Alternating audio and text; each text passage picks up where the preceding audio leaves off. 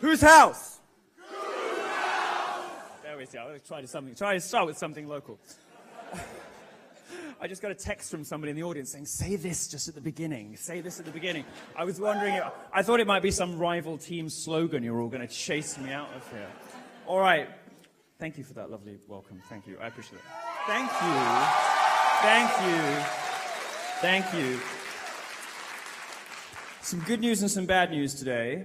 Well, the good news is one of the biggest audiences of the tour so far. Thank you.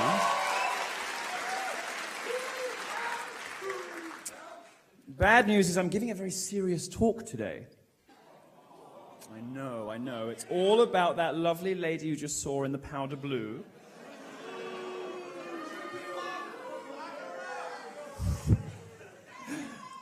And something called the alt-right.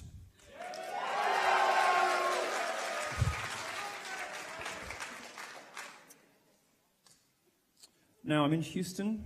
It's a wonderful town. I'm happy to be here. You have the distinction of no longer being America's fattest city. Did you know that? You did? No, it's true. It's true. You recently lost that crown, so congratulations on not being fat anymore, or at least not quite being the fattest. All right. It might have made sense for me to come to one of America's most obese cities and talk to you about body positivity, which is something that I deal with in my trademark delicacy and tact, my subtlety. I like to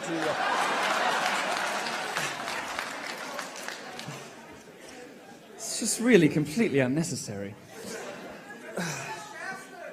What's that? Shasta's. Oh, I'm keto. I can't do ice cream.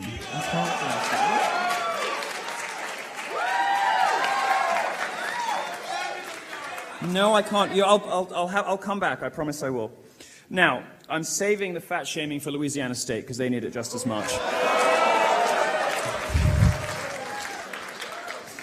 I Googled and they need it just as much. Right. Instead, I want to talk to you about a more serious topic, one that's captured the attention of the American media, and that is the alternative right, or the alt-right.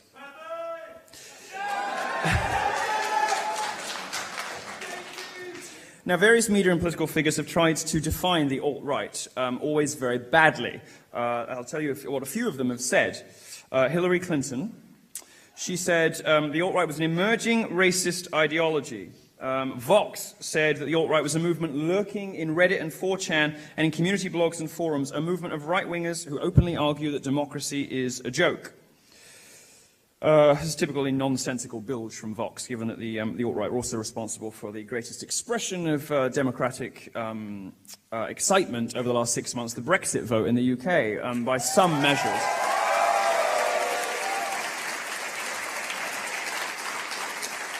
Salon is more succinct. Salon says, and I quote, the alt-right, otherwise known as white nationalism. Now, obviously, there's a grain of truth to some of these characterizations. Now,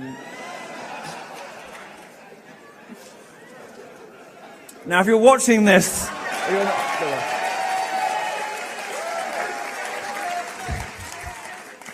praise Keck. Now, if you're watching this. If you're watching this and you are a member of the alt-right, you do have a habit of doing these things. I can't defend you from this, all right? I can't. But I can defend you against most of the charges leveled at you. As we've come to expect, media depictions of the alt-right are woefully simplistic. Almost everything you read about them is completely wrong. Not everyone in the alt-right is like Paul Town. Although some people clearly would wish that it was the case. And it's weird, I'll show you a clip in a minute, from CNBC, which some of you won't have seen. But I'll present to you the state of the American media in a simple picture. On the one hand, we have the alt-right, a racist, sexist, homophobic, anti-Semitic, transphobic movement of monsters. On the other hand, we've got this race-mixing kike fag, who's apparently the leader of it. Something doesn't quite add up in this picture, does it?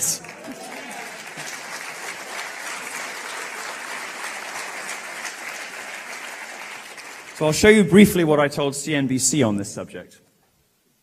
If you are or if you're not part of the described alt-right, do you as a gay man, if you're not part of the described alt-right, do you as a gay man feel comfortable in it, that the people who embrace other elements of what we just described as the alt-right, you know what I'm driving at. Yeah, I understand the question. Do you feel comfortable in it? The press seems determined to label the alt-right this misogynist, hateful, racist, homophobic, anti-Semitic movement, and yet at the same time tries to crown, you know, a gay Jew who never shuts up about his black boyfriends as the leader of it. Something isn't quite right.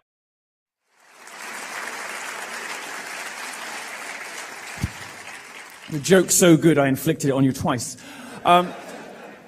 There are some differences. I don't, in fact, describe myself as a movement, as a member of the alt-right. And I'm going to talk to you a little bit about what I think it is, why I think it happened, and how to make it go away, if you want to, in a minute. And there are a couple of things that I differ with the alt-right on.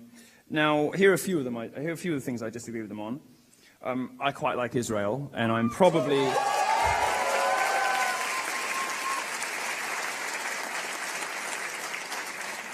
The alt-right is sort of fundamentally hostile to these foreign entanglements that may or may not serve America's interests. And I'm a fairly unreconstructed Zionist. I don't expect everybody to agree with that. But there's one difference, fairly important one.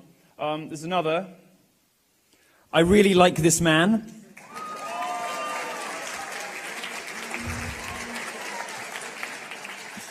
And I was pro-Iraq, and I still am, and the alt-right mostly would find that horrifying. And there's one last, most obvious one. Do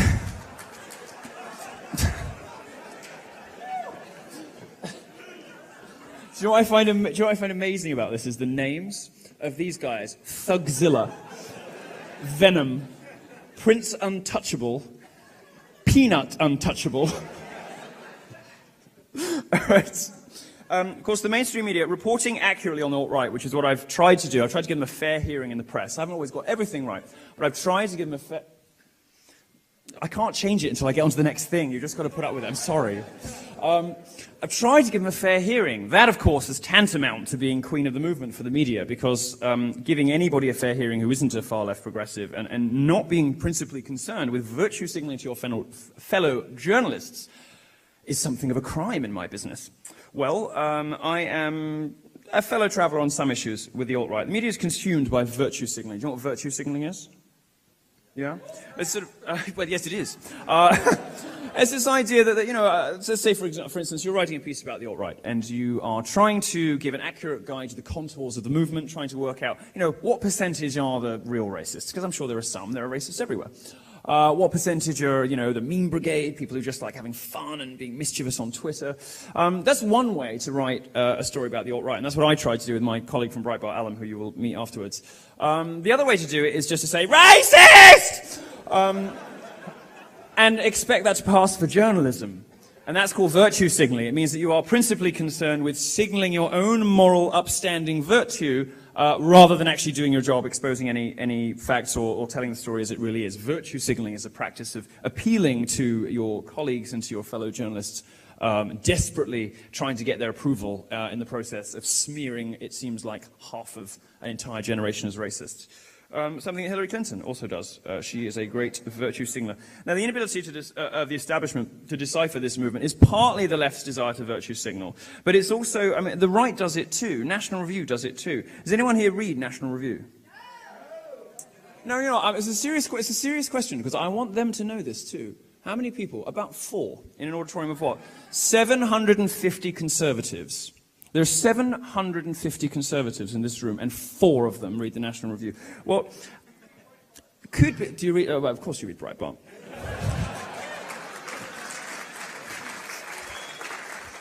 Now, I don't say this to go for the jugular of a magazine that has some very good writing in it, but it is telling that they have so lost the pulse of young people. They've so lost any sense of what young people are interested in listening to, and they just don't have the tools to understand this new movement. They don't know what it is, so they kind of fall back on the language the left has given them, which is, oh, it must be racist, it must be this terrible thing. Well, I'll try and tell you what I think it is. I don't hold grudges, of course, against a National Review, because one has to be kind to senior citizens, but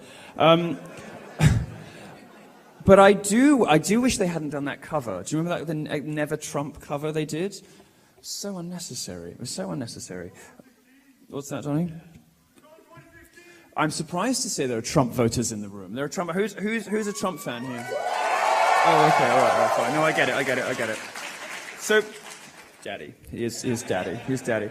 Now, the media is desperate to paint you all as racists and sexists and homophobes and monsters. And they do this because, you know, if somebody from Black Lives Matter laughs about a policeman being gunned down, that's an example of somebody just being mean on the internet.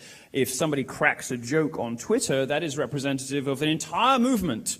All of the alt-right are these anti-Semitic monsters because somebody cracked a joke on Twitter. But, you know, Black Lives Matter, it's perfectly fine for them to rejoice in the killing of police officers. The double standard, which we're going to talk about briefly, is one of the things that I think motivates the growth of this young, mischievous, dissident movement, many of whom are Trump fans, and many of whom describe themselves as alt-right. So I see two primary motivating factors behind the alt-right. The first is a millennial generation that is fed up with identity politics and political correctness.